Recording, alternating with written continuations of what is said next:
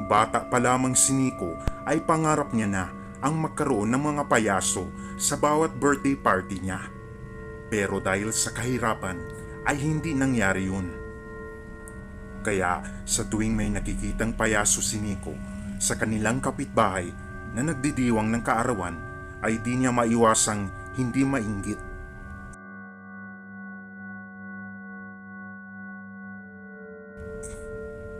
Hanggang sa unti-unting paglaki ni Nico ay di pa nga niya nararanasan ang pakiramdam na may payasong magpapasaya sa kaarawan niya. Dahil doon ay pumasok sa isipan ni Nico na mag-aaral siyang mabuti para pag nagkapera ay aabutin niya ang lahat ng mga pinapangarap niya.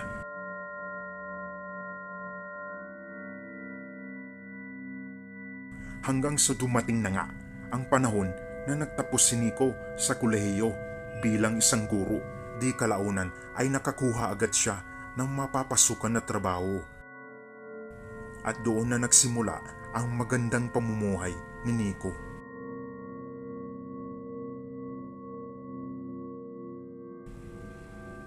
Mr. Nico Abwak. Kilalang kilala si Nico ng mga kabataan sa paaralan. Elementarya ang kanyang tinuturuan, kaya maraming mga bata siyang napapasaya at nakikita araw-araw. Isang gabi, ginabi na ng uwi si Nico sa bahay nila. Wala pa siyang asawa noon sa edad na 34. Sa bahay ng magulang lamang siya umuwi dahil siya na rin ang nag-aalaga sa mga ito.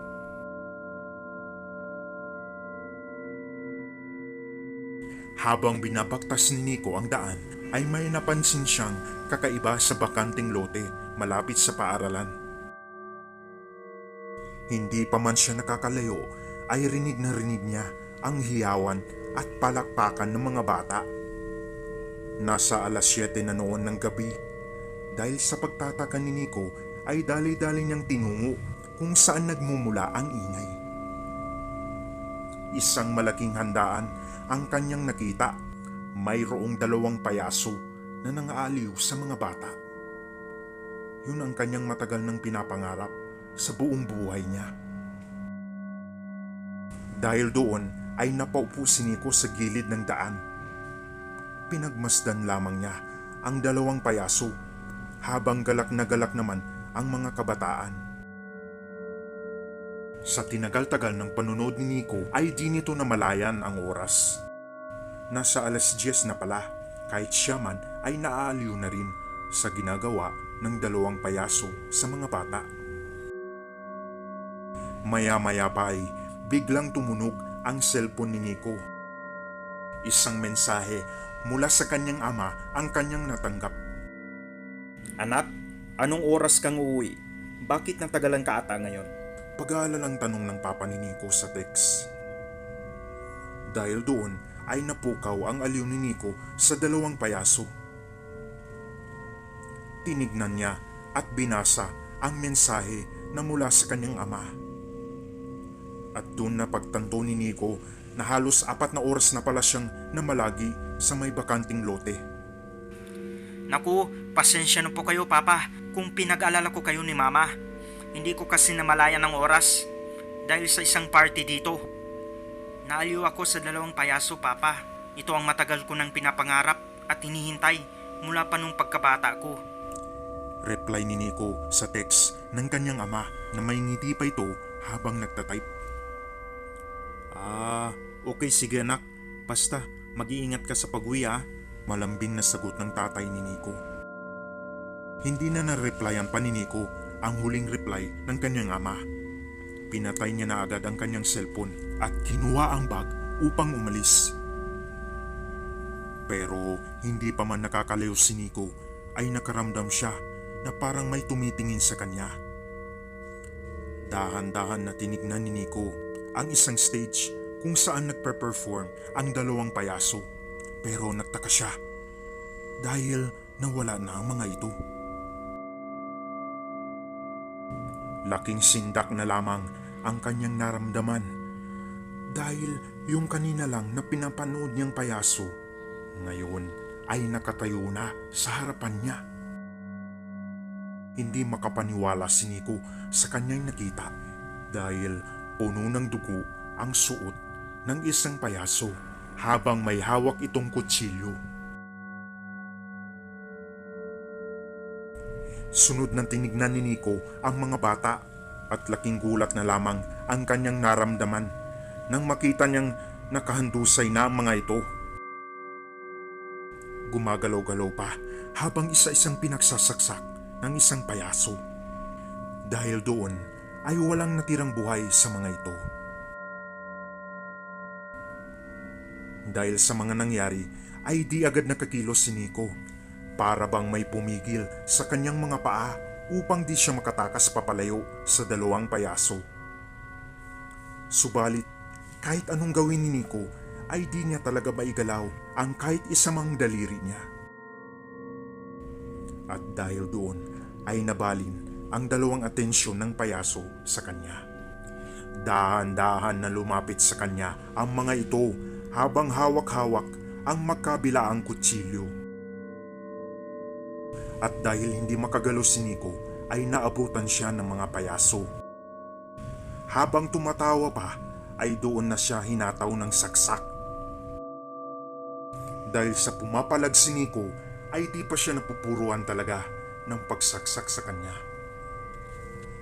Habang sinusubukan ng binata na iligtas ang sariling buhay, umalingaw-ngaw ang sunod-sunod na putok ng baril.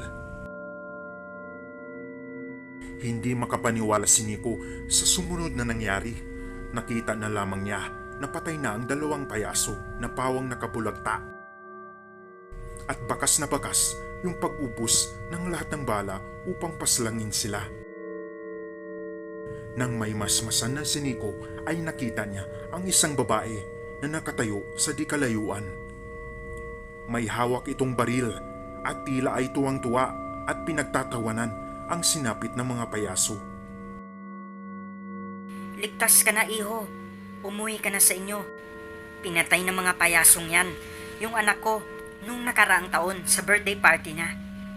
Di ko alam na may sayat pala ang mga yan. Pinatay nila lahat ng dumalo sa party na yun. At wala silang tinira. Buti na lang at nagawa ko pang magtago. Pero napakasakit makita yung pagkamatay ng anak ko. Kaya pinangako ko sa yumao kong anak na ipaghihiganti ko siya. At sa wakas, nagawa ko na. Maraming salamat po, ma'am, sa pagkakaligtas niyo sa buhay ko. Kung di dahil sa inyo ay baka napatay na rin ako ng mga payasong yan. Naku, walang anuman, iho. Sige, umuwi ka na. Mabilis na nilisan ni Nico ang lugar at dali-dali siyang umuwi sa kanila. Mula noon ay kinalimutan na ni Nico ang hilig niya sa mga payaso dahil napagtanto niya na hindi pala puro saya lang ang hatid ng mga ito. Minsan pala ay mag-uukit din sila ng madilim na alaala o pangyayari na siyang tatapos sa buhay mo.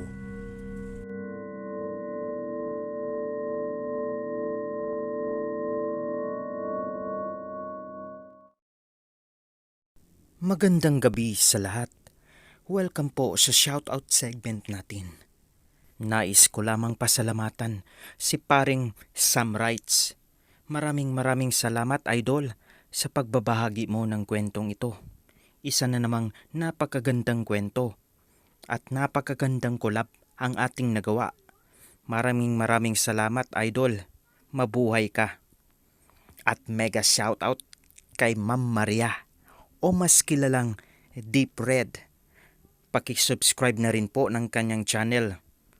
Soon ay maglalabas na rin siya ng mga sari-saring narration. Kaya suportahan po natin siya. Si Ma'am Maria, o mas kilalang Deep Red. At mega shoutout na rin kay Ma'am Erisa Miguel. Alam kong manonood ka na naman at makikinig ka na naman dito sa bagong upload ko.